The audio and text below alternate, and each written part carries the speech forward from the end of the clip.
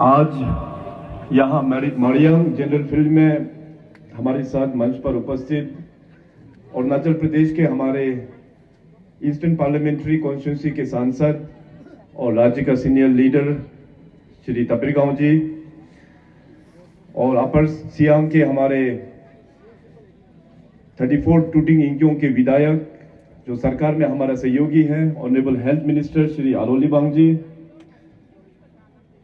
और गेक्यू मारियांग कॉन्स्टिट्यूंसी के हमारे स्थानीय विधायक श्री कंगोंग ताकू जी, यहाँ मंच पर उपस्थित सभी हमारे ऑनरेबल एमएलएस श्री कालिंग मोयोंग जी, श्री ओजिंग तसिंग जी, श्री केंतो जिनी जी, फॉर्मर एमएलए श्री ततुंग जामो जी, हमारे अपर सियांग के डिप्टी कमिश्नर श्री हागे लेलियांग जी, एसपी अपर सियांग श्री तोकिन सारिंग जी, यहाँ एडीसी मारियांग श्री अकन रिगोंग जी, जेडपीसी अपर सियांग श्री लुमकेन लतिन जी, हमारे भारतीय जनता पार्टी के जिला अध्यक्ष श्री ओजिंग पाइंग जी, यहाँ उपस्थित सभी हमारे हेड ऑफ डिपार्टमेंट ऑफिसर्स और सभी हमारे जेडपीएम्स, आज की सभा में आए हुए हमारे जितने भी ग्राम पंचायत चेयरपर्सन्स, ग्राम मेंबर्स और खास करके हमारे बीच उपस्थित लाल कपड़ा पहन के बैठे हुए हमारे एल्डर्स, समाज के एल्डर्स, हमारे कांगबुरा जन और यहाँ उपस्थित सभी हमारे कल्चरल ट्रूप्स, पोनुंग पार्टी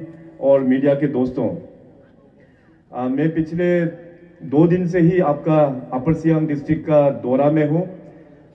कल मैं दम्बुक से आते हुए सवेरे शूटिंग किया, वहाँ कार्यक्रम के बाद में फिर शाम को इंक्योंग लौटा, फिर इंक्योंग में कार्यक्रम हुआ और आज सवेरे फिर मैं वहाँ से चल के बाई रोड होते हुए आप लोगों के बीच यहाँ पे आया हूँ।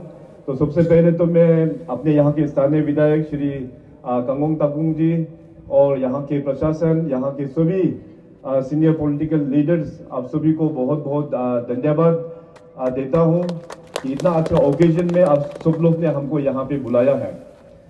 वैसे आप सब लोग जानते हैं कि मैं अरुणाचल प्रदेश में मुख्यमंत्री बनने के बाद खास करके विंटर्स में हम हमेशा अरुणाचल को टूरिंग करता है। अक्टूबर से लेके मार्च करीबन 5 महीना साल में हम हमेशा टूरिंग में रहता है, क्योंकि टूरिंग में रहने से हमको जो ग्राउंड में जो प्रॉब्लम जो चल रहा है और लोगों का एस्पिरेशंस क्या है उसका बारे में हमको ज़्यादा कनेक्ट ये हो पाता है। और साथ साथ अपना डिस्ट्रिक्ट में हो, अपना सर्कल्स में हो, जितने भी जो अपना सरकारी कर्मचारी है वो लोग किस प्रकार से वहाँ बैठते हैं और किस प्रकार से पब्लिक सेवा में वो लोग जुड़ रहे हैं, उसका भी फर्स्ट हैंड इंफॉर्मेशन वो भी हमको मिल जाता है। सो 2016 ऑनवर्ड से लगभग अभी 8 साल हो गया। हर एक अक्टूबर से लेकर मार्च तक मैं इतना बार अरुणाचल को टूर कर चुका हूँ, शायद अरुणाचल में कोई ऐसे होगा हमारे जैसे कि पूरा अरुणाचल को कोने कोने से जानने वाला और प्रैक्टिकली जाके देखा वाला। अरुणाचल प्रदेश हमारा नॉर्थ ईस्ट का सबसे बड़ा राज्य है। मैं बात हमेशा आप लोगों को बोलता हूँ, क्योंकि हम लोगों का एक पुराना एक आदत से हो गया था कि हम सब लोग हमेशा बोलते हैं कि अरुणाचल एक छोटा राज्य है, छोटा राज्य है। मैं बोलता हूं कि भले ही हम लोगों का पॉपुलेशन छोटा हो सकता है, मगर राज्य सबसे बड़ा राज्य है। आप कंपेयर कीजिए मेघालय, मिजोरम, मणिपुर, नागालैंड, सिक्किम, ये 5 राज्य का साइज जो है अगर मिला देने से तब तो जाके अरुणाचल प्रदेश का साइज बनता है। तो हमारा प्रदेश छोटा नहीं है, हमारा प्रदेश बड़ा प्रदेश है। इसको टूर करने में हमको पता है, इसलिए मैं विंटर को इसलिए टूर करता हूँ, कहीं कभार मैं बाई रोड चला जाता हूँ और मैक्सिमम हेलीकॉप्टर से हमको कवर करना पड़ता है ताकि समय को हम ये बचा पाने के लिए। तो इस प्रकार से यहाँ आपका अपर सियांग डिस्ट्रिक्ट में भी मेरा काफी बार यहाँ पे आना हुआ और यहाँ पे आपका कॉन्स्टिट्यूंसी में मैं पहले मारियांग भी आ चुका है, गेकू में भी आके वहाँ गेकू में भी नाइट हॉल भी हमने किया है। तो ये कॉन्स्टिट्यूंसी और ये डिस्ट्रिक्ट हमारे लिए नया बिल्कुल नहीं है। यहाँ के जितने भी जो एल्डर्स लोग हैं सब हम जानते हैं। तो ये आप लोगों का जो कॉन्स्टिट्यूंसी जो है काफी अच्छा कॉन्स्टिट्यूंसी है। कल मैंने वहाँ इंक्योंग में भी कहा, अपर सियांग ऐसे होल आपके यहाँ के लोग भी काफी अच्छे हैं, यहाँ के जो लीडर्स लोग भी, समाज के जो लीडर्स हैं वो भी बहुत अच्छे हैं और लकीली यहाँ पे जो ऑफिसर्स का टीम है वो भी बहुत अच्छा यहाँ पे परफॉर्म कर रहा है। तो अभी थोड़ी देर पहले हमारे यहाँ के स्थानीय विधायक श्री कंगोंग ताकू साहब ने उनके अपने टेन्योर में और हमारा भारतीय जनता पार्टी के अचीवमेंट्स के बारे में, इस कॉन्स्टिट्यूंसी को रिलेटेड उन्होंने यहाँ पे कुछ जो अचीवमेंट्स के बारे में आप लोगों को बताया। तो सबसे पहले तो आज यहाँ इस जनरल ग्राउंड में आने का साथ साथ कुल मिला के 13 प्रोजेक्ट्स का यहाँ पे उद्घाटन और Salinas foundation stone and inauguration हुआ है। तो कुल मिला के 8 प्रोजेक्ट का उद्घाटन यहाँ पे हुआ है और 5 प्रोजेक्ट का यहाँ पे फाउंडेशन स्टोन हम लोग ने ले किया है, जिसका आप सभी लोग ने यहाँ पे विटनेस किया हुआ है। तो थोड़ी देर पहले हमारा ऑनरेबल एमपी श्री तपिरगांव साहब का स्पीच और अपना अलोलीवांग साहब का स्पीच भी आप लोग ने सुना। तो दोनों ऑनरेबल्स अपना आदि भाषा में बोला, लेकिन हमको ये जरूर लगा कि डेवलपमेंट के बारे में उन्होंने काफी जिक्र किया और बहुत सारा फ्लैगशिप प्रोग्राम्स के बारे में भी वो लोग ने यहाँ पे मेंशन किया है। सो एक चीज ये है कि हम लोगों को थोड़ा सा टाइम को रिवर्स करके देखना बहुत जरूरी है। हिस्ट्री का जो पन्ना को थोड़ा सा पीछे मुड़ के देखना, पढ़ना, समझना बहुत जरूरी है।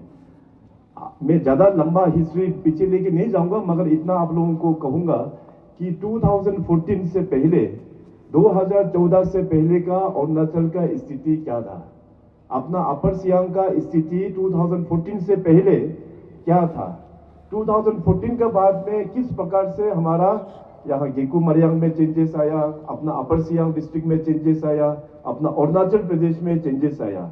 ये थोड़ा आप लोग पिक्चर को अपना माइंड में थोड़ा सा उसको एनालाइज कीजिएगा। आप लोगों को जमीन और आसमान का फर्क साफ साफ आप लोगों को दिखाई देगा। और ये इसलिए मुमकिन हुआ क्योंकि देश का हमारा यशस्वी प्रधानमंत्री श्री नरेंद्र मोदी जी का डायनेमिक लीडरशिप के कारण से। तो 2014 से पहले यहाँ में काफी ऑफिसर्स लोग भी बैठे हुए हैं, समाज का एजुकेटेड लीडर्स लोग भी बैठे हुए हैं। आप सब लोग जानते हैं कि 2014 से पहले देश में अपना अरुणाचल के बारे में हो या पूरा नॉर्थ ईस्ट के बारे में हो, लोगों को उतना जानकारी तक भी वो लोग नहीं जानता था। जो मेन लैंड में जो बैठता था उस वक्त में, चाहे दिल्ली हो, मुंबई हो या कलकत्ता हो, जो मेन लैंड में जो बैठता था उस वक्त वो लोग सोचते थे कि नॉर्थ ईस्ट तो एक ही मतलब ट्राइब का लोग बसे हुए हैं, वहां का भाषा हो गया, खाना पीने का जो सिस्टम हो गया, वो सारा भाषा सारा चीज एक ही है, लोग इस प्रकार से विजुलाइज करता था। मगर नॉर्थ ईस्ट का डायनामिक हम लोग से ज्यादा अच्छा कौन समझ सकता है, और विद इन नॉर्थ ईस्ट में अरुणाचल का भी जो डायनामिक्स जो है हम लोग से अच्छा कौन समझ सकता है। मगर देश का जो लीडर है नरेंद्र मोदी जी, जो वो संगठन में, जो पार्टी में ऐसे कार्यकर्ता का रूप में जो वो काम करता था, तो नॉर्थ ईस्ट में काफी उनका आना जाना हुआ है। इसलिए उन्होंने क्लोजली नॉर्थ ईस्ट को ट्रेवल किया, इसके बारे में जानते हैं। प्रधानमंत्री बनने का साथ साथ माननीय प्रधानमंत्री जी का जो लक्ष्य है, पुराना गवर्नमेंट का जो लक्ष्य था कि लुक ईस्ट पॉलिसी, नया पीएम साहब 2014 में बनने के बाद मोदी साहब ने कहा कि ये लुक ईस्ट पॉलिसी को चेंज करते हुए अभी हम लोग एक्ट ईस्ट पॉलिसी का आधार पर जाना है। सिर्फ दिल्ली में बैठ के लुक ईस्ट बोल के देखते रहने से नहीं होगा, now Delhi has to act. So 2014 से लेके आप सबको पता है, आजकल सोशल मीडिया का जमाना है, पीएम साहब ने क्लियर कट वहां दिल्ली में उनके जो यूनियन कैबिनेट मिनिस्टर्स, उन लोगों को क्लियर कट ये मैसेज दिया हुआ है कि हर एक 15 दिन के अंतर्गत कोई ना कोई यूनियन मिनिस्टर्स नॉर्थ ईस्ट में जाके टूर करेंगे, अपने अपने डिपार्टमेंट जो है, विभाग जो है, उस विभाग का पॉलिसी को लेके, डेवलपमेंट एजेंडा को लेके नॉर्थ ईस्ट का हर एक राज्य में जाके चर्चा करना है। तो जाके मिनिस्टर्स का यहाँ पे इतना आना शुरू हुआ है। कुल मिला के यूनियन कैबिनेट मिनिस्टर्स का जो नॉर्थ ईस्ट में जो विजिट हुआ है, मोर देन 500 टाइम्स, 500 से भी ज्यादा टाइम्स यूनियन मिनिस्टर्स का नॉर्थ ईस्ट में विजिट हुआ है। और अरुणाचल प्रदेश क्योंकि काफी सुंदर जगह है, तो यहाँ में ज्यादा प्रायोरिटी वो लोग देते हैं कि मिनिस्टर्स लोग यहाँ पे आके वो लोग अपना डिपार्टमेंट का रिव्यू वो लोग करना चाहते हैं। अरुणाचल प्रदेश में कई सारा यूनियन मिनिस्टर्स का पिछले 9 सालों में यहाँ पे विजिट हुआ है। यूनियन मिनिस्टर्स का जो विजिट होता है तो उससे डायरेक्ट इंपैक्ट हमारा वर्किंग पैटर्न में इसमें डायरेक्ट असर हो जाता है। जो भी पेंडिंग इश्यूज है उसको तुरंत रिजॉल्व करते हुए काम को आगे बढ़ने का रास्ता जो है वो मिल जाता है। सो इसका कारण से हमारा नॉर्थ ईस्ट और अरुणाचल प्रदेश में इसका डायरेक्ट डेवलपमेंट में इम्पैक्ट जो है इस प्रकार से हुआ है। सो माननीय प्रधानमंत्री जी का जो भी बजट पेश करते हैं, केंद्र का जो सेंट्रल बजट, यूनियन बजट, तो उसमें नॉर्थ ईस्ट का मेंशन किया बिना अभी बजट पेश नहीं होता है। कुछ ना कुछ नॉर्थ ईस्ट के लिए अलग से एक डेवलपमेंटल इनिशिएटिव या डेवलपमेंटल स्कीम्स बजट में अभी एक प्रोमिनेंस, एक जगह हम लोग ने मिल लिया है। उसके चलते नॉर्थ ईस्ट का जो 8 राज्य है, हम लोगों को बहुत बेनिफिट हुआ है। तो इस प्रकार से जो अप्रोच है माननीय प्रधानमंत्री जी का, वो काफी हम लोगों को तारीफ करने लायक है। और जिस प्रकार से हमारा भारतीय जनता पार्टी और खास करके जितने भी जो कार्यकर्ता है, देश भर में जितने भी जो कार्यकर्ता है, अपने यूनियन का जो सेंट्रल गवर्नमेंट का फ्लैगशिप प्रोग्राम्स को लेते हुए अंत्योदया का संकल्प जो है, हमारा अंत्योदया का जो सर्विस है, last man standing in the Q, जो समाज का सबसे गरीब जो व्यक्ति है, वहां तक गवर्नमेंट का फैसिलिटी, वहां तक गवर्नमेंट का सुविधा को पहुंचाने में अपना कार्यकर्ता लोग भी उतना ही कंट्रीब्यूट किया है। तो यहाँ अपर सियांग में जो भी डेवलपमेंट हुआ है, तो आप जितने भी जो भारतीय जनता पार्टी के कार्यकर्ता हैं, आप सभी का भी उतना ही योगदान है इस जिले को आगे लेके जाने के लिए। सो आज मैं भारतीय जनता पार्टी के जितने भी कार्यकर्ता है, राज्य सरकार और राज्य के हमारे पार्टी की ओर से आप सभी को भी बहुत बहुत बधाई और धन्यवाद प्रकट करता हूं। माननीय पीएम साहब के जो सेंट्रल अचीवमेंट्स है, उसमें अपना तपिल गांव साहब ने जो यहाँ पे बोला है कि देखिए आज यहाँ पे महिलाओं लोग काफी नंबर्स में यहाँ पे आए हुए हैं, और हमारा ट्राइबल समाज में जो हमारा महिलाएं हैं, जो औरत है, वो बहुत इंपॉर्टेंट रोल प्ले करता है। घर चलाने से लेके, बच्चों को देखभाल से लेके, खेती बाड़ी से लेके। सो हमारा वुमेन्स का जो यहाँ पे अपना समाज में जो कंट्रीब्यूशन है, वो अनमैच्ड है। माननीय पीएम साहब हमेशा महिलाओं को और भी सशक्त करने के लिए बहुत अच्छा स्कीम्स और पॉलिसीज माननीय पीएम साहब ने बनाया है। आप सबको पता है कि गैस का चूल्हा को प्रोवाइड करना, इसके बाद प्रधानमंत्री आवास योजना में नया घर बना के देना, इसके बाद जल जीवन मिशन के अंतर्गत हर एक घर में नल लेके पहुंचाना और उस नल में पीने लायक जल को भी पहुंचाना, और साथ साथ हमारा जो स्वच्छ भारत के अंतर्गत में जो टॉयलेट्स वगैरह भी जो बनाना है। तो खास करके ये जितने भी जो स्कीम्स, अच्छे स्कीम्स बनाया है, खास करके ये महिलाओं लोगों के लिए बनाया है। और आज देखिए इस स्कीम्स के चलते हुए हमारा जितने भी जो दूर दराज गांव है, सारा बेनिफिट इसको ये सारा स्कीम्स में मिल चुका है। और जैसे मैंने कहा कि वुमेन्स को एम्पावरमेंट करने के लिए अभी एक तो नया बिल भी पास हुआ है पार्लियामेंट में, आप सब लोग जानते हैं, नारी शक्ति वंदन अधिनियम, यानी कि वुमेन्स रिजर्वेशन बिल। इसके बारे में आप लोगों को पता है कि नहीं है? मैं महिलाओं लोगों को प्रश्न कर रहा हूं। अगर आपको वुमेन्स रिजर्वेशन बिल के बारे में पता है तो कृपया करके थोड़ा हाथ ये ऊपर कीजिएगा। वुमेन्स लोग, महिलाओं लोग, वुमेन्स रिजर्वेशन बिल के बारे में पता है कि नहीं है? पता है तो हाथ ऊपर कीजिए। हमें लगता है यहाँ पे इसका इंपॉर्टेंस के बारे में ज्यादा चर्चा नहीं हुआ है।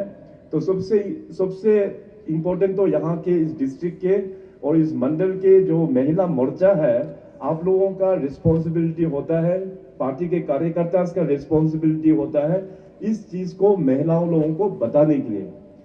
अभी वुमेन्स रिजर्वेशन बिल पार्लियामेंट में, लोकसभा और राज्यसभा में पास हो चुका है। 2029 इलेक्शन में वुमेन्स रिजर्वेशन बिल एमपी में भी लागू होगा और एमएलए में भी लागू होगा। 2029 में आउट ऑफ 60 एमएलए कॉन्स्टिट्यूंसी अपना राज्य में, कम से कम 20 असेंबली सीट्स में, 20 असेंबली सीट्स में अभी महिला विधायक आएंगे 2029 में। तो आप देखिए कि महिलाओं को एम्पावरमेंट करने के लिए भारतीय जनता पार्टी की जो सरकार है केंद्र में, बहुत अच्छा काम किया है। सो अभी आने वाला दिनों में भी राज्य सरकार में भी महिलाओं का, जैसे मैंने कहा कि मिनिमम 20 सीट्स में महिला लोगों का रिजर्वेशन होगा, वहां से चुन के आएंगे और ऐसे पॉलिसी मेकर राज्य सरकार का साथ में काम करेंगे। सांसद में भी वुमेन्स रिजर्वेशन होगा, 33% पूरे सांसद लोकसभा में यहाँ से जाके रिप्रेजेंट करेंगे। वहां में भी गवर्नमेंट ऑफ इंडिया में भी वुमेन्स का तादाद जो है काफी अच्छा नंबर में बन जाएगा, वो लोग भी अपना पॉलिसी मेकिंग में शामिल होगा। सो इससे बड़ा वुमेन एम्पावरमेंट कौन दे सकता है?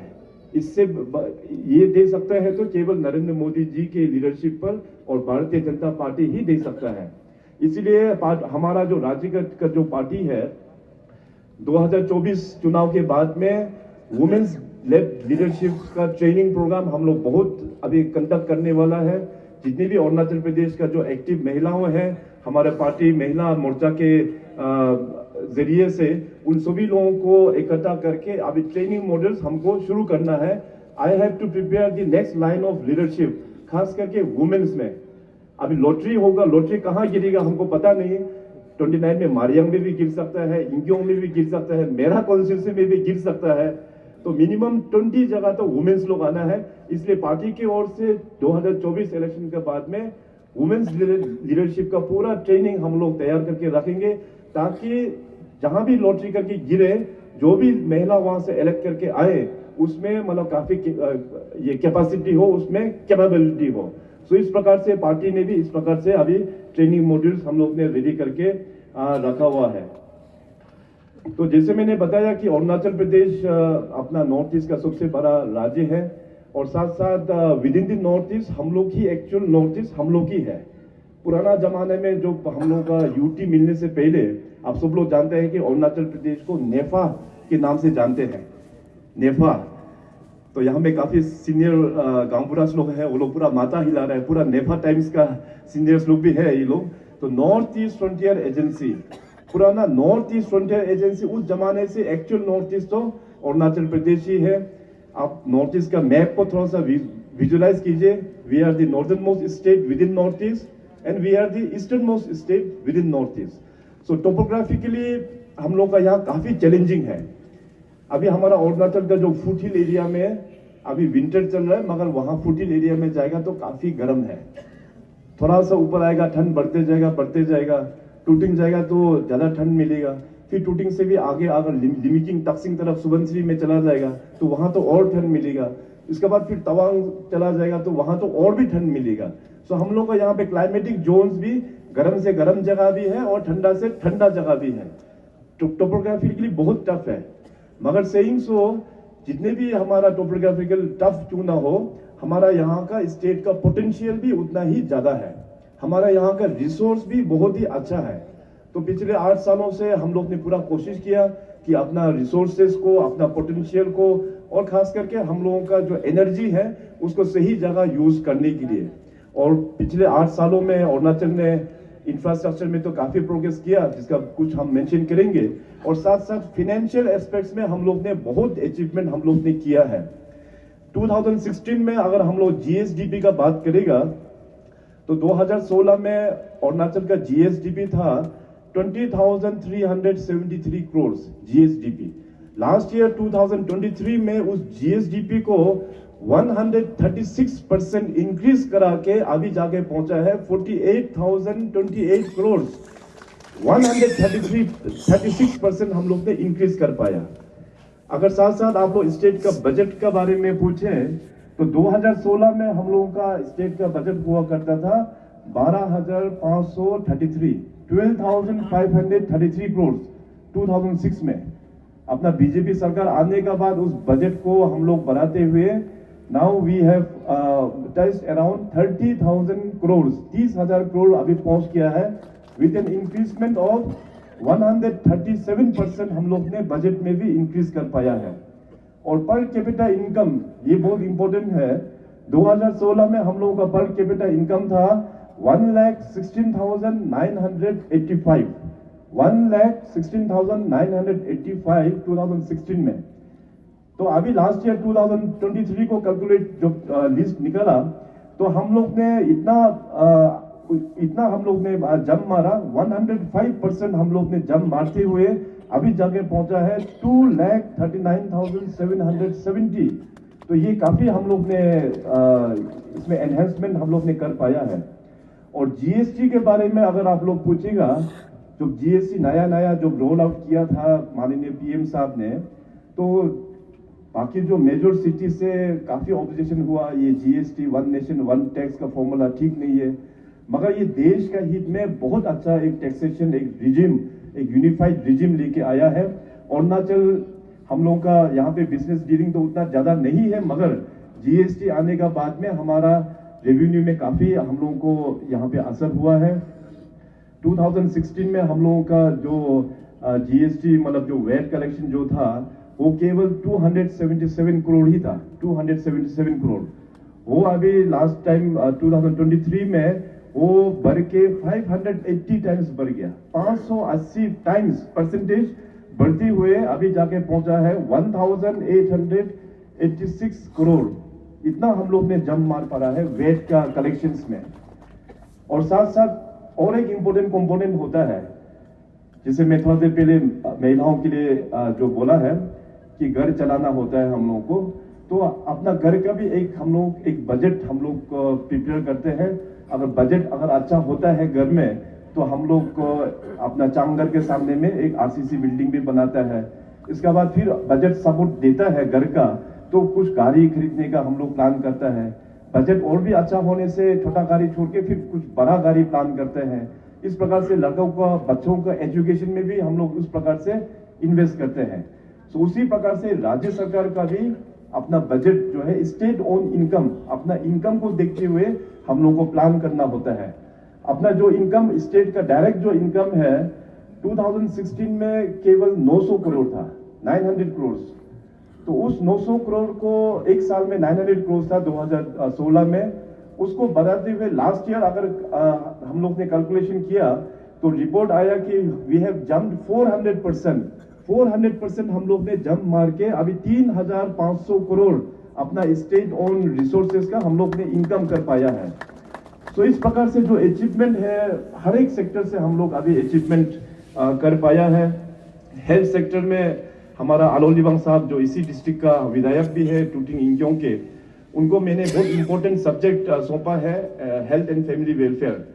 तो ये हेल्थ जो है हर एक गवर्नमेंट का एक प्रायोरिटी सेक्टर होता है, हेल्थ और एजुकेशन, और ये होना भी चाहिए। तो हमारा जो पीरियड में जो कोविड आउटब्रेक हुआ, तो हमको एक मौका मिला कि अपना स्टेट ऐसे होल का हेल्थ का इंफ्रास्ट्रक्चर किस कंडीशन में है। और मैं देखा तो ड्यूरिंग कोविड टाइम्स में देखा तो हेल्थ का इंफ्रास्ट्रक्चर हर एक डिस्ट्रिक्ट में मतलब कंडीशन बहुत ही खराब था। तो हमने तुरंत डिसाइड कर लिया कि अभी इसमें एक बड़ा अमाउंट हम डालेंगे हेल्थ सेक्टर में। तो हमने 500 करोड़ हेल्थ डिपार्टमेंट को दे दिया। उस 500 करोड़ से अभी हमारा अक्रॉस डिस्ट्रिक्ट में इंफ्रास्ट्रक्चर पूरा रेडी हो रहा है। आपका अपर सियांग का भी जो डिस्ट्रिक्ट हॉस्पिटल है वो लगभग तैयार है, इसी महीना में उसका भी उद्घाटन हो जाएगा। इस प्रकार से हमारा CSCs हो गया, PSCs हो गया, जितने भी जो डिस्ट्रिक्ट में हॉस्पिटल्स है सब इस प्रकार से बन के अभी तैयार हो गया है। और shortage of man power, specialist का हो, GDMS का हो, नर्स का हो, सारा चीज हम लोग ने काफी सैंक्शन भी कर दिया है। और इक्विपमेंट का भी हम लोग ने हेल्थ सेक्टर में सारा चीज ऑलरेडी टेंडरिंग करके अभी इक्विपमेंट भी लगभग इंस्टॉल होके कंप्लीट हो रहा है। रिसेंट कुछ महीना पहले कैबिनेट में भी हेल्थ को और भी एम्पावरमेंट करते हुए हम लोग ने करीबन 1500 post, 1500 post for health department, उसको भी हम लोग ने क्लियर कर दिया है। और हेल्थ को देखते हुए आप सबको पता है कि अरुणाचल प्रदेश ऐसा एक राज्य था जिसमें अपना स्टेट का मेडिकल कॉलेज भी नहीं था। सो ईटानगर में वहां पे जो अपना जो हॉस्पिटल था, जनरल हॉस्पिटल, उसको ही हम लोग ने अपग्रेड करके फर्स्ट मेडिकल कॉलेज अपना राज्य का Tomo Riba institute of medical and health sciences TRIMS, उसको हम लोग ने 2017 से मेडिकल कॉलेज के तौर पे चलाना शुरू किया। फर्स्ट बैच जो है लास्ट ईयर 100% रिजल्ट देते हुए फर्स्ट बैच जो पास आउट हो गया है। और इस साल से जो 50 जो सीट है मेडिकल सीट, उस 50 सीट को भी बढ़ा के 110 सीट्स अभी इस साल से हम लोग करने वाला है। अपने बच्चों को और भी अपॉर्चुनिटीज वहां पे मिलेंगे। एजुकेशन सेक्टर में आपको पता है कि जो अरुणाचल यूनिवर्सिटी बहुत पहले से ही पास करके रखा था, अपना स्टेट ओन यूनिवर्सिटी एक गठन करेंगे बोल के, मगर पास करके रखा, प्रैक्टिकली काम वहां पे उतना चल नहीं पाया। तो हमारा टेन्योर में हम लोग ने इसको पूरा इंफ्रास्ट्रक्चर भी बनाया, वहां का मैन पावर को भी रिक्रूटमेंट करा के अभी पिछले साल से वहां पे जो वाइस चांसलर है उसको भी वहां पे इंडक्शन करके अभी लास्ट ईयर से ही अरुणाचल यूनिवर्सिटी का भी फंक्शनल शुरुआत हो गया है। और पिछले साल कुल मिला के 50 गोल्डन जुबली स्कूल्स 500 करोड़ देते हुए 50 गोल्डन जुबली स्कूल्स पुराना इंफ्रास्ट्रक्चर को नया बनाते हुए हम लोग अभी काम चल रहा है। और पिछले 8 सालों में हम लोग ने कुल मिला के 50 डेडिकेटेड कस्तूरबा गांधी बालिका विद्यालय वो जो है अरुणाचल में सेटअप कर लिया और 12 एकलव्य मॉडल रेजिडेंशियल स्कूल हम लोग ने सेटअप कर लिया। 6 नया पॉलिटेक्निक इंस्टीट्यूट हम लोग ने यहाँ पे स्टैब्लिश कर लिया और 5 नया कॉलेज सिंस 2016 हम लोग ने अरुणाचल प्रदेश में शुरुआत कर दिया और 8 नया ITI सेंटर्स वो भी हम लोग ने यहाँ पे शुरुआत कर दिया है।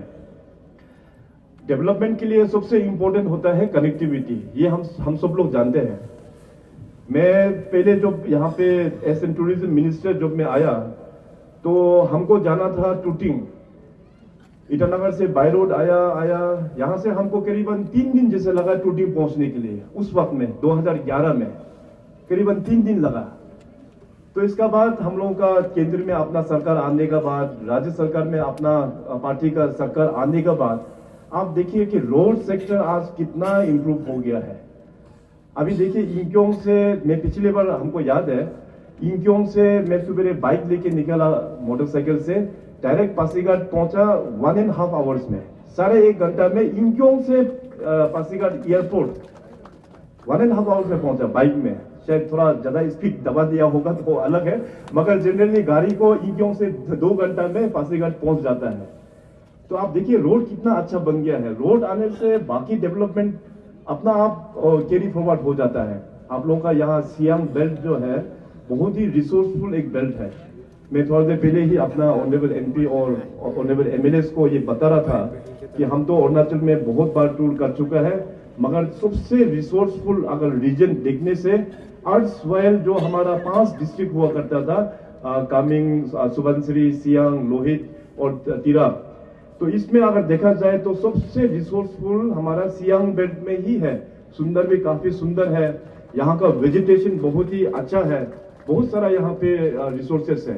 तो यहाँ के जो एग्रीकल्चर और हॉर्टिकल्चर को हम लोग बहुत अच्छी प्रकार से आने वाला दिनों में हम लोग और भी प्रमोट हम लोग करेंगे। कनेक्टिविटी अभी हमारा कांगोंग ताकू साहब ने जो कहा कि आज जो फाउंडेशन स्टोन ले हुआ है, एक आप लोगों का पेकी मोदी एरिया है जो यहाँ से करीबन 22 किलोमीटर दूर है।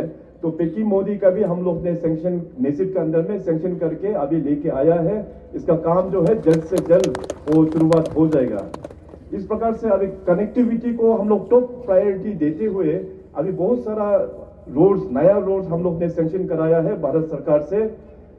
मैं श्री नितिन गडकरी जो हमारा बहुत ही डायनेमिक मिनिस्टर है रोड ट्रांसपोर्ट और हाईवे, उसको भी मैं धन्यवाद देना चाहता हूं। उन्होंने हमसे कंसल्ट करते हुए अरुणाचल प्रदेश में और भी कनेक्टिविटी बढ़ाने के लिए 2500 किलोमीटर 2500 किलोमीटर का नया हाईवे का प्रोजेक्ट का अप्रूवल उन्होंने दे दिया है। इसमें कुल लागत होगा अराउंड 40,000 करोड़, 40,000 करोड़ से अभी ये फ्रंटियर हाईवे बनना शुरू होगा।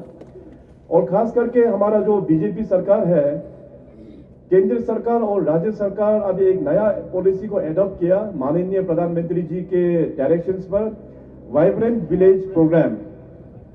ये वाइब्रेंट विलेज प्रोग्राम में जितने भी हमारा जो बॉर्डर एरियाज है उसको डेवलपमेंट करने का, वहां में कनेक्टिविटी पहुंचाने का, वहां में लाइट फैसिलिटी, वहां पे एजुकेशन हो गया, health facility, drinking water facility, और खास करके वहां का इकोनॉमी को बढ़ाने के लिए हम लोग ने वाइब्रेंट विलेज प्रोग्राम का हम लोग ने शुरुआत किया है। और उस वाइब्रेंट विलेज प्रोग्राम में हमारा जो आर्मी हो गया, इसके बाद अपना ITB हो गया, राज्य सरकार का साथ में मिलकर गांव में अभी डेवलपमेंट का काम हम लोग करेंगे। रिसेंटली वाइब्रेंट विलेज प्रोग्राम को लेते हुए हम लोग ने जो प्रोजेक्ट दिया है अरुणाचल प्रदेश में, भारत सरकार ने उसको भी सैंक्शन कर दिया है। कुल मिला के 1000 किलोमीटर जो अपना अनकनेक्टेड जो विलेजेस है वाइब्रेंट विलेज के अंतर्गत में 1000 किलोमीटर का वाइब्रेंट विलेज प्रोग्राम में अभी मिनिस्ट्री ऑफ होम अफेयर्स ने इसका भी सैंक्शन कर दिया है। सो कहने का मतलब हमारा जितने भी जो गांव अभी भी जो अनकनेक्टेड है उसका भी हम लोग मैपिंग करके रखा हुआ है। आने वाला दिनों में सुइटेबल स्कीम्स के साथ में उस कनेक्टिविटी को हम लोग गांव में हम लोग लेके जाएंगे। आप लोग ने देखा कि राज्य का जो पहला जो टनल जो है नीचेपुर टनल वो वेस्ट कामेंग में है, वो हम लोग ने लास्ट ईयर उद्घाटन कर दिया है। और इसी महीना फरवरी में तवांग में 2 टनल सेला टनल इसी महीना में ही उद्घाटन होगा। तो ये काफी बड़ा एक अचीवमेंट है कनेक्टिविटी में। और दूसरा है हमारा एयरवेज कनेक्टिविटी। अभी जिस प्रकार से जो हेलीकॉप्टर यहाँ में जो लैंड कर रहा है, ऐसा वाला जो हेलीपैड पूरे अरुणाचल में करीबन 30 से भी ज्यादा हम लोग ने पिछले 8 सालों में एडिशनल एड हम लोग ने कर पाया है। और यही नहीं बल्कि जो आप लोगों का टूटिंग में जो लैंडिंग ग्राउंड है, जो फिक्स विंग एयरक्राफ्ट जो लैंड करते हैं, ऐसे वाला पुराना जमाने का जितने भी एयरफील्ड है 8 जगह में हम लोग ने उसको बना दिया है। पासीघाट, तेजू, जीरो, विजयनगर, मेचुका, वालोंग, आलोंग और टूटिंग। तो ये 8 जगह हम लोग ने एडवांस लैंडिंग ग्राउंड का अभी वहां पे पूरा यूज हो रहा है। जिसके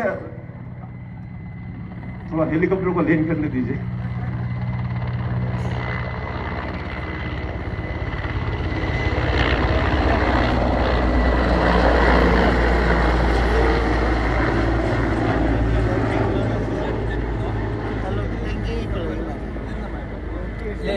आज अगर हेलीकॉप्टर छोड़ के जाएगा तो मैं मारियाम में बैठ जाऊंगा।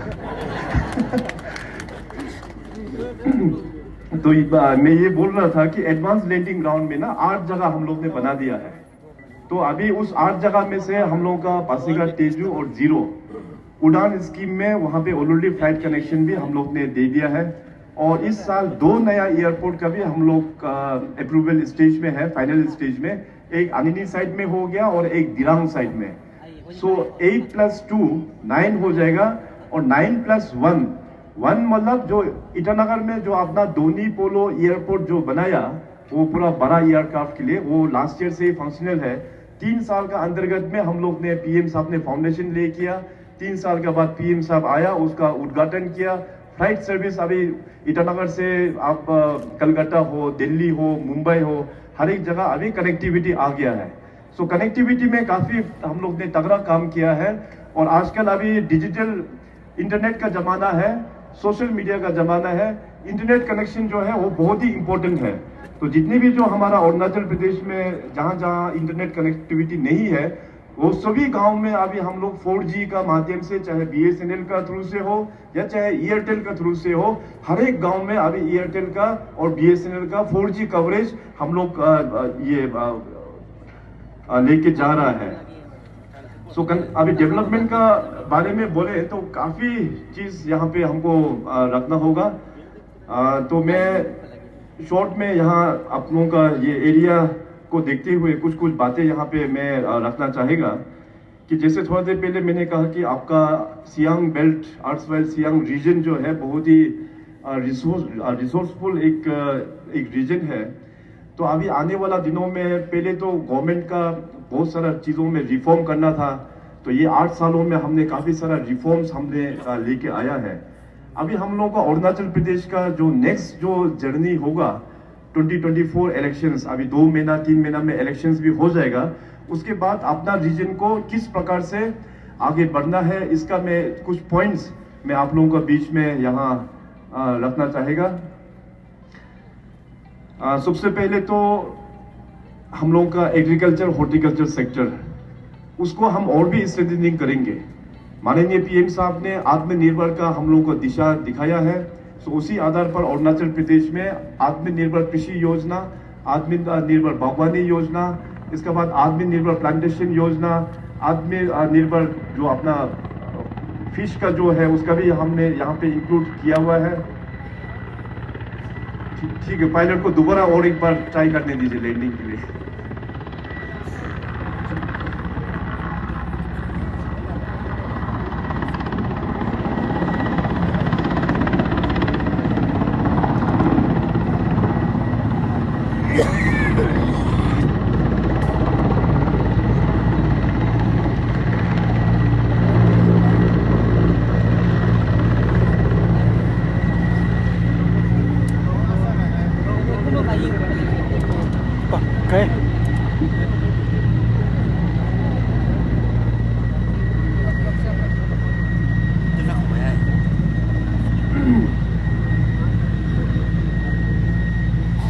तो मैं आप सभी को आत्मनिर्भर अपना हॉर्टिकल्चर और एग्रीकल्चर को लेते हुए हम आप लोगों को बता रहा था। अभी रिसेंटली हमारा जो प्रदेश सरकार के साथ में एक MOU हुआ है, वो आप सभी लोग ने दुबई का नाम तो सुना है। दुबई तो मिडिल ईस्ट कंट्री में वहाँ पे जो कंपनी है उनके साथ में राज्य सरकार का MOU हुआ है। आने वाला 5 सालों के लिए अरुणाचल प्रदेश से हॉर्टिकल्चर प्रोड्यूस और एग्रीकल्चर प्रोड्यूस अरुणाचल प्रदेश से यहाँ से एक्सपोर्ट करके वहाँ दुबई और मिडिल ईस्ट के जितने भी जो कंट्रीज हैं वहाँ में अभी एक्सपोर्ट किया जाएगा। पहले ये सब काम इसलिए नहीं हुआ क्योंकि हमारे कनेक्टिविटी का कमजोरी के कारण से, और जितने भी जो हमारा फार्मर्स हैं उनको गवर्नमेंट का तरफ से उतना सपोर्ट नहीं मिलने का कारण से ये सब कुछ टेक ऑफ नहीं हुआ। मगर अभी ये सारा चीज जो है वो टेक ऑफ अभी हो रहा है। सो आने वाला दिनों में अभी आत्मनिर्भर का जो स्कीम का पैरामीटर को हम और भी बढ़ाने वाला है। यहाँ पे आप लोगों के एरिया में ऑरेंजेस का बहुत अच्छा है, इवन पाइनएप्पल्स का भी बहुत अच्छा है। आपका यहाँ पे राइस का बहुत अच्छा कल्टीवेशन होता है। तो जो भी इस डिस्ट्रिक्ट में जो होता है उसको सहयोग गवर्नमेंट भी उस पर सपोर्ट करेंगे। तो ये आने वाला दिनों में फार्मर्स के लिए एक बहुत अच्छा एक अपना इकोनॉमी आमदनी जो है उसमें बढ़ाने का काम करेंगे। और साथ साथ अपना जो युवा जो है अरुणाचल का जो यूथ है उसमें काफी पोटेंशियल्स है। यूथ को हम लोग ने काफी सारा प्लेटफॉर्म्स हम लोग ने दिया हुआ है राज्य सरकार की ओर से। अभी आज देखिए अरुणाचल प्रदेश में काफी सारा स्पोर्ट्स का अगर मैं बात करेगा तो स्पोर्ट्स में नेशनल मेडल्स और इंटरनेशनल मेडल्स हम लोगों को काफी मिल चुका है। 2016 से करीबन 1000 मेडल्स हम लोगों को मिला हुआ है। स्पोर्ट्स का इंफ्रास्ट्रक्चर भी हम लोग अभी अपडेट करके बहुत सारा नेशनल इवेंट्स को भी हम लोग ने अरुणाचल प्रदेश में होस्ट कर पाया। पहले एक जमाना था कि होस्ट यहाँ पे स्पोर्ट्स का नेशनल इवेंट होस्ट करना तो बहुत ही दूर के बाद हम लोग सोच ही नहीं सकता था क्योंकि हमारे पास इंफ्रास्ट्रक्चर नहीं था। मगर आज देखिए अरुणाचल प्रदेश में बहुत सारा नेशनल इवेंट्स हम लोग यहाँ पे होस्ट कर पा रहा है। इस बार अभी फरवरी मार्च में इसी साल इसी महीना हम लोग देश का जो सबसे बड़ा ट्रॉफी होता है फुटबॉल में संतोष ट्रॉफी 77 संतोष ट्रॉफी भी हम लोग अरुणाचल में होस्ट कर रहा है। आप लोगों को पता है 76 ट्रॉफी जो है वो दुबई में होस्ट किया था। 77 जो अभी कहाँ दुबई और कहाँ अरुणाचल प्रदेश। 77 जो है दुबई से सीधा अभी अरुणाचल में हम लोग होस्ट कर पा रहा है। इसका ये मैसेजिंग है कि अपना यहाँ का भी इंफ्रास्ट्रक्चर वो बहुत ही वर्ल्ड क्लास इंफ्रास्ट्रक्चर बन गया है। कल परसों ही हमारा जो इंटरनेशनल फुटबॉल फेडरेशन फीफा के नाम से जानते हैं, फीफा ने वहां इंस्पेक्शन करके फीफा ने अभी क्लियरेंस भी दे दिया है उस गेम को होस्ट करने के लिए। सो इस प्रकार से हमारा यहाँ पे स्पोर्ट्स का इंफ्रास्ट्रक्चर जो है वो आगे हम लोग बढ़ रहा है। और आगे का जो जर्नी है जैसे टीम अरुणाचल का जो कॉन्सेप्ट है उसको हम लोग और भी कायम होना पड़ेगा। प्लानिंग डिपार्टमेंट में मेजर अभी रिफॉर्म हम लेके आने वाला है। आज सीएम या मंत्री या MP लोग कहीं भी टूर में जाता है तो हमेशा मेमोरेंडम हम लोगों को मिलता है। एक्चुअली बोलने से मेमोरेंडम पब्लिक को देने का जरूरत नहीं है, वो सरकार का ही रिस्पॉन्सिबिलिटी होता है। जैसे अभी आप लोगों का यहाँ पर एक नया एक CO हेडक्वार्टर भी हम लोग ने आज उद्घाटन किया है पोबे सर्कल ऑफिस। तो पोबे सर्कल ऑफिस में जैसे अभी सरकार से वहां पे ऑलरेडी जो सैंक्शन कर दिया तो सरकार का ही रिस्पॉन्सिबिलिटी होता है कि हमारा वहां पे CO के लिए क्वार्टर, स्टाफ लोगों के लिए क्वार्टर और वहां पे रिक्वायर्ड जो मैन पावर है और उस एरिया में बिजली पहुंचाना, रोड पहुंचाना, पानी पहुंचाना, बेसिक फैसिलिटी जो भी है वो पहुंचाना सरकार का ही ड्यूटी होता है। मगर अरुणाचल प्रदेश में सिर्फ पेपर में क्रिएट करके रख देता है, इसके बाद पब्लिक को नेता लोगों का पीछे में दौड़ने के लिए लगा देता है कि आपके एरिया में जो कोई नेता आएगा तो आप दौड़ो वहां जाके ये मांगो। एक्चुअली हम लोग का प्लानिंग प्रोसेस ऐसे नहीं होना चाहिए, मगर ये प्रैक्टिस जो है अभी सदियों से 1972 जो यूनियन टेरिटरी से ही इस प्रकार से चलते आया, तो हमारा टेन्योर में मैं देखा कि ये प्रैक्टिस जो है अभी इसको हम टर्न अराउंड करना चाहता है। सो प्लानिंग जो है हम अभी ग्रास रूट लेवल से प्लानिंग का हम कॉन्सेप्ट को हम लेके आएंगे। आपका एरिया है यहाँ मरियम गेकू कॉन्स्टिट्यूंसी का, आपका यहाँ में जो प्रॉब्लम जो है वो आप भी ज्यादा समझ सकता है। मैं मुख्यमंत्री जरूर हूँ, मैं ईटानगर में वहां सेक्रेटरीट में बैठ के यहाँ गेकू मरियम का जितने भी जो गांव है वहां में क्या प्रॉब्लम है हमको पता नहीं चलेगा। तो वहां का जो हमारा गांवबुरा है, वहां का पंचायत लीडर्स लोग है, गांव में जो बैठते हैं सीनियर लीडर्स लोग है, उन लोगों को ही तो पता चलेगा कि गांव का एक्चुअल प्रॉब्लम क्या है। सो इस प्रोसेस को मैं अभी प्लानिंग में हम शामिल करने वाला है इलेक्शंस के बाद में। इसका पूरा हमने ढांचा तैयार करके रखा हुआ है। इसलिए उस प्लानिंग को रोल आउट करने के लिए सबसे इंपॉर्टेंट होता है हमारा डिप्टी कमिश्नर और हमारा एडमिनिस्ट्रेशन के सभी ऑफिसर्स, उन लोगों को हम पूरा ट्रेनिंग देंगे। और साथ साथ हमारा जितने भी जो ऑनरेबल एमएलएस उन लोगों का भी पूरा ट्रेनिंग दिया जाएगा। और पंचायत क्योंकि ग्रास रूट लेवल का लीडरशिप है, उन लोगों को भी, पूरे पंचायत को भी नया प्लानिंग मॉडल किस प्रकार से रोल आउट करना है उसको हम लोग ट्रेनिंग करते हुए हमारा बजट जो भी बजट होता है उसका आधार पर डेवलपमेंट हम लोगों को कैसे आगे बढ़ाना है। सो इस प्रकार से ऑटोमेटिक डेवलपमेंट होना ये आने वाला दिनों में हम लोग शुरुआत कर देंगे। ये इससे काफी सारा गेम चेंजिंग डेवलपमेंट हम लोग फिर लेके आ पाएंगे। और दूसरा जो इस कॉन्स्टिट्यूंसी में अभी डेवलपमेंट जो हुआ है कांगोंग ताकू साहब का लीडरशिप पर बहुत अच्छा यहाँ पे डेवलपमेंट हुआ है। वो फर्स्ट टाइमर एमएलए 2019 से वो जीत के यहाँ पे आए हैं। और अभी हम जो देख सक रहा है कि पब्लिक जो मीटिंग यहाँ पे हुआ है, इतना तादाद में आप लोग यहाँ पे इस मीटिंग में आया है, इससे ही साफ जारी होता है कि कांगोंग ताकू साहब के लिए 24 का इलेक्शंस में भी आप लोगों का पूरा सहयोग इनको ऊपर में है। और हमारे ओर से पूरा क्लियर है, 2024 में अपना कांगोंग ताकू साहब को ही यहाँ पे भारतीय जनता पार्टी के ओर से यहाँ पे चुनाव लड़ने देंगे। और हमें पूरा आशा है कि ताकू साहब को आप लोग हम्पिंग विक्ट्री से आप लोग साथ देके इसको दोबारा फिर विधायक बना के वहाँ ईटानगर में हमारे साथ भेजेंगे। और साथ साथ अपना तबीरगांव जी ने भी यहाँ बहुत इंपॉर्टेंट पॉइंट बताया कि हम लोगों का डेमोक्रेसी प्रोसेस में, क्योंकि हमारा ट्राइबल पॉपुलेशन जो है बहुत इनोसेंट होता है, डेमोक्रेसी में किसका क्या काम होता है वो एक्चुअली कॉन्सेप्ट क्लियर नहीं होता है। तो सब लोग सोचते हैं कि एमएलए बन गया, मिनिस्टर बन गया या एमपी बन गया तो सैंक्शन भी वो लोग देंगे, कामकाज भी वो लोग देंगे। तो इस प्रकार से जो एक वातावरण सदियों से जो चल के आया है ओल्ड प्रैक्टिस, उसको भी हम लोगों का माइंडसेट से अभी चेंज करना होगा। कानूनी मुताबिक, कॉन्स्टिट्यूशन का मुताबिक देखा जाए तो अपना मेंबर ऑफ पार्लियामेंट एमपी और member of legislative assembly MLA, ये सब लोग होता है लॉ मेकर्स, पॉलिसी मेकर्स कहते हैं। सेशन होगा, एमएलए लोग वहां पे असेंबली सेशन में बैठ के पॉलिसी को ऊपर में उन लोगों को डिबेट डिस्कशंस करना होता है। सरकार चलाने वाला होता है सीएम और मंत्री, ये होता है सरकार। केंद्र में होता है पीएम और मंत्री, ये होता है सरकार, केंद्रीय सरकार। राज्य सरकार होता है मुख्यमंत्री और मंत्री। एमएलए और एमपीस लोग होता है लॉ मेकर्स, वो लोग रूल्स और पॉलिसीज में वो लोग पार्लियामेंट में एमपी लोग डिबेट करेंगे, असेंबली में एमएलए लोग चर्चा करना है।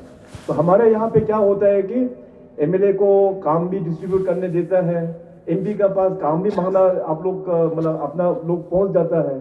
एक्चुअली एमएलए और एमपी का पास देने के लिए कुछ नहीं होता है, देगा सरकार ही देगा, राज्य सरकार में देगा सीएम ही देगा, केंद्र सरकार में देगा तो पीएम ही देगा।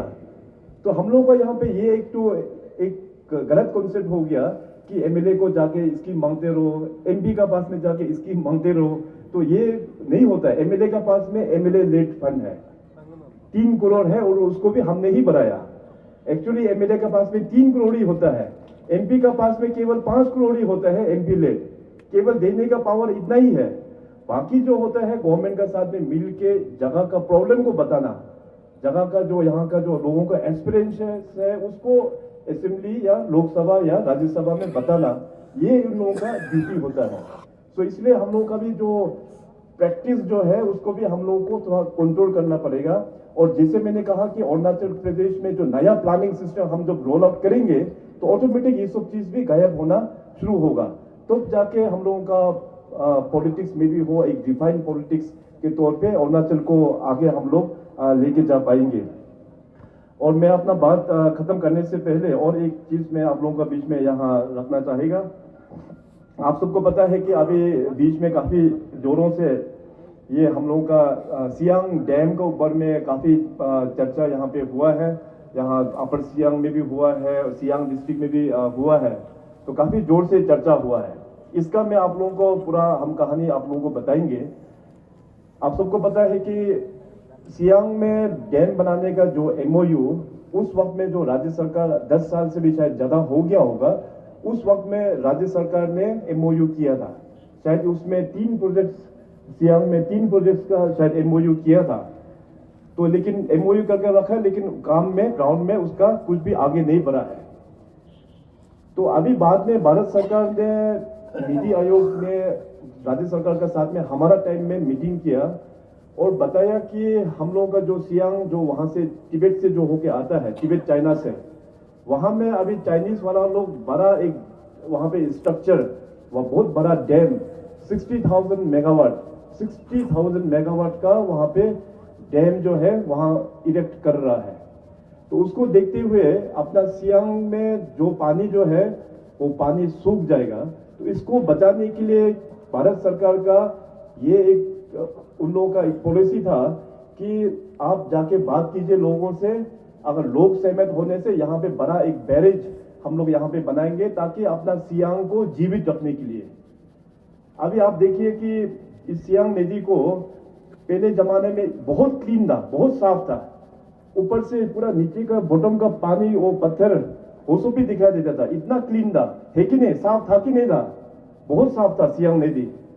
आज देखिए सियांग नदी का कलर भी अलग अलग रीजन में वो कलर भी पूरा चेंज हो गया है और नदी जो है सूख गया है। अभी यहाँ में एटलस लोगों को पता होगा, विंटर्स में आप वैसे भी पानी कम होता है, मगर पुराना जमाने का विंटर्स में जो पानी आता था, अभी विंटर्स में देखो ये सियांग का नदी जो है वो सूख रहा है अभी।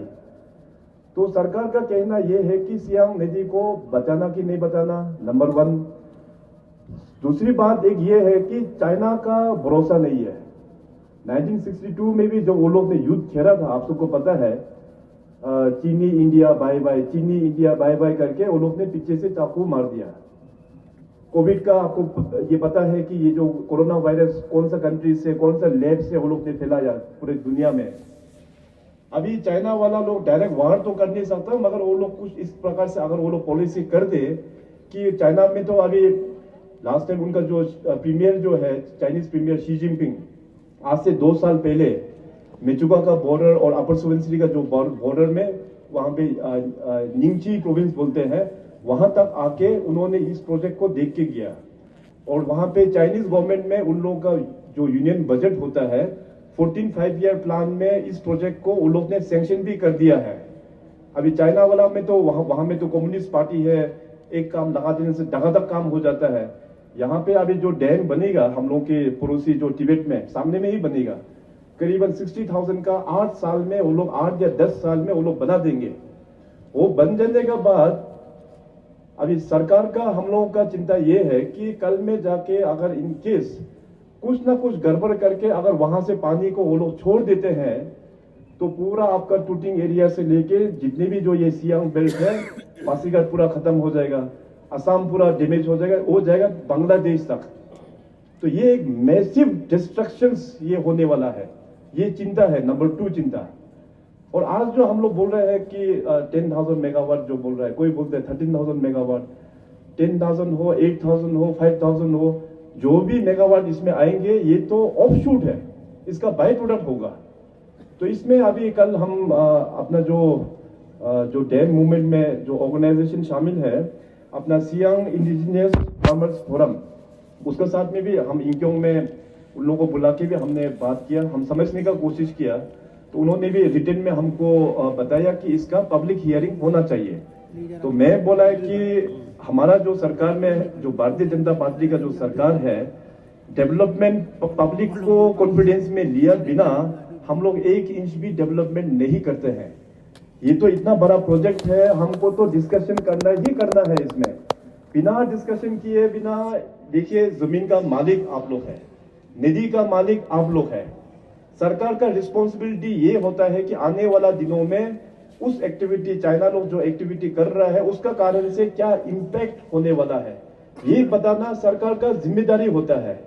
अगर जिम्मेदारी लेके हम लोग नहीं बताएगा, मान लो आज से 20 साल बाद मान लो कि वहां से पानी छोड़ के ये रीजन पूरा खत्म हो गया, तो उस वक्त में जो अपना जो युवा लोग उस वक्त में पूछेंगे कि उस वक्त में जब चाइना वहां पे एक्टिविटी कर रहा था तो हमारा राज्य सरकार और केंद्र सरकार क्या सो रहा था?